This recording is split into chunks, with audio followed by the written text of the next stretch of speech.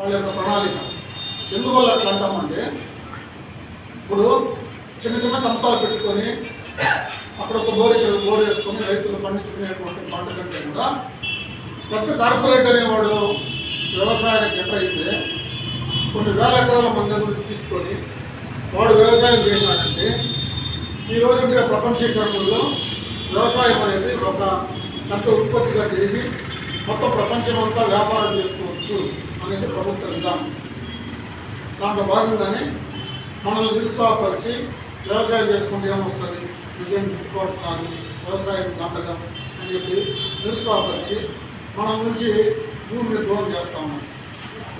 కాబట్టి ఈరోజు మన జరిగినటువంటి భూ పరిశీలనలో గత ప్రభుత్వం కూడా ఈ భూసేకరణ చట్టం మార్చింది.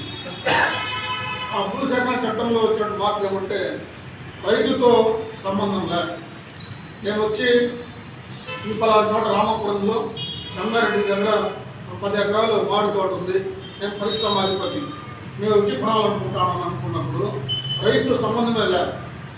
నేరుగా ప్రభుత్వం దగ్గర అర్జీ పెట్టుకున్నామంటే నా ప్రభుత్వం నుంచి అర్జీ నేరుగా కలెక్టర్ దగ్గరికి వచ్చిందంటే కలెక్టర్ అయ్యా రంగారెడ్డి మీ యొక్క పొలాన్ని నర్సులను ఆయన కొనాలనుకుంటా ఉన్నాడు కాబట్టి పొలం ఇచ్చేవలసిందని అంటాడు. అయ్యా మా పాత ముత్తాతల కాలం నుంచి ఆ పొలం మీద ఆధారపడి మేము జీవనం సాగించుకుంటా ఉన్నాము అంటే కూడా నీ గోడు ఎవరు పట్టించుకోరు. నువ్వు ఇస్తావా నీ గౌరవంలో నష్టపరిహారం కట్టిస్తాను, లేకపోతే నేను ఆక్రమించుకుంటానని చెప్తాను. ఇది